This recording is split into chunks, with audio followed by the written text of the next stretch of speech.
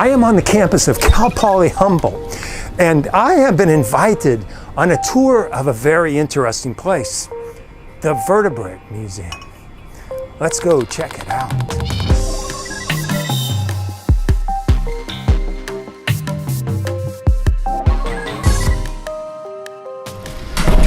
Hi Ray, nice to see you. Go ahead and take a seat. Hey Shane, thank you so much for inviting me here. Nice to have you here. Yeah, this place is great. So what is the Vertebrate Museum? This laboratory mostly works as a hands-on laboratory for students and faculty to come in and learn the full prepping procedures that you would for animals. Oftentimes these procedures are used in field work, and it will be part of either our research collection for faculty and graduate students or our teaching collection that is used in our classroom settings for a lot of our higher upper division ology classes, and those things that will function on specific morphologies of animals. All of our collections are used for that, and ours specifically is used for the mammalogy classes that we have here. Yeah, what they call roadkill, is that a big source of your... Roadkill is a very big source. Any marine mammals that have washed ashore that have passed and can't be pushed back out through whale falls or just carcass falls in general. If that animal was to pass, it would then be taken to us. We file out all our right properties, we have all the right forming, and then we dictate that we have not killed this animal, we have not harmed this animal, but we are going to take what we have and put it towards research. I never would have retained the material that I learned for these mammalogy courses without the hands-on material in my hand. You can visit, hold it, look it around, and actually get a sense of it.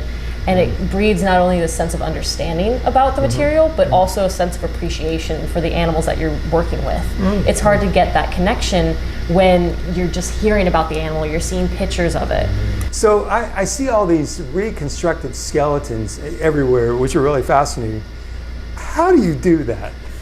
A lot of these articulations that we do is students who have taken these courses, they have kind of this vague concept of the skeleton, and we will sit there and work them through vertebra by vertebra what each piece will fit in. And it's just a giant massive puzzle piece that you have to constantly do referencing through other photos, seeing if you can have other animals on site, you know, other skeletons and things. So it does take a lot to put them together. How do you get the skeleton part out of a dead animal? There's several procedures that we'll follow through, and I teach a lot of them to the students that have come in. And it's this procedure of skinning, and then you will skeletonize the animal, taking off most of the meat and stuff, because we have dermestid beetles, which are a type of flesh-eating beetle, and they eat dead tissue.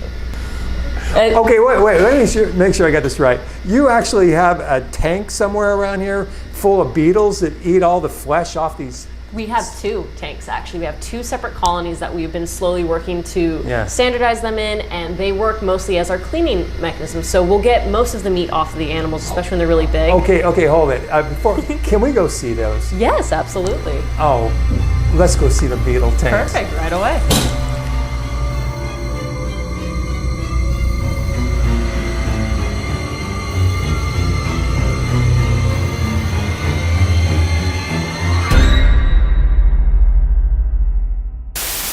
Is our bug room where we have our domestic beetles in.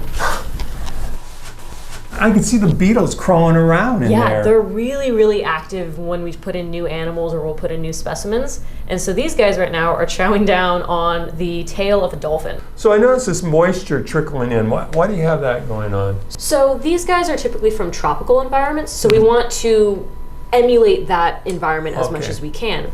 They need to live in somewhere that's at minimum 75, 76 degrees. And even these paper towels are to emulate the detritus and fallen leaves that would typically be on the forest floor. Because these guys would be forest floor scavengers. So if something passed, you'd find this big mound of them near the carcass.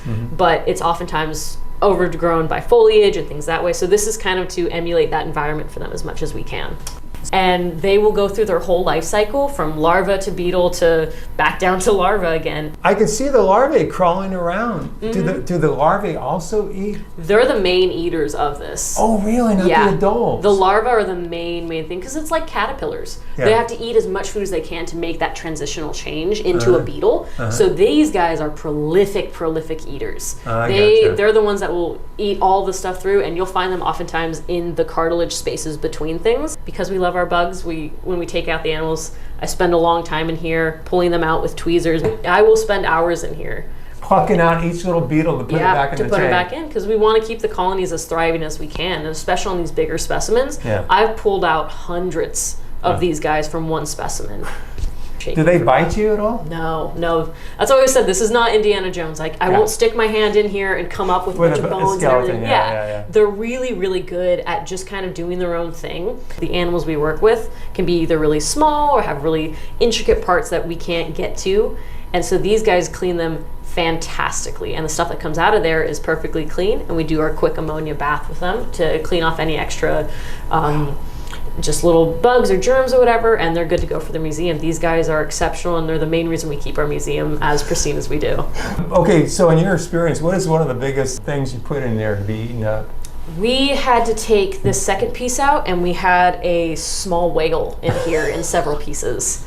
And then I've also worked with mountain lions, bobcats, beavers, porcupines. All of that's been fitting in here before. A mountain lion? Boy, you didn't put a whole mountain lion. Oh yeah, we did. You fit a whole mountain lion in here. A few pieces here and there, but yeah, we got the whole premise out through. And for the most part, you could fit the whole skeletal system from the ribs down. Fits everything in here. And so this is our big one, and then this is our smaller one that we'll use a lot of our smaller procedural animals. So the rodents will come through, or small birds if we're working through with them.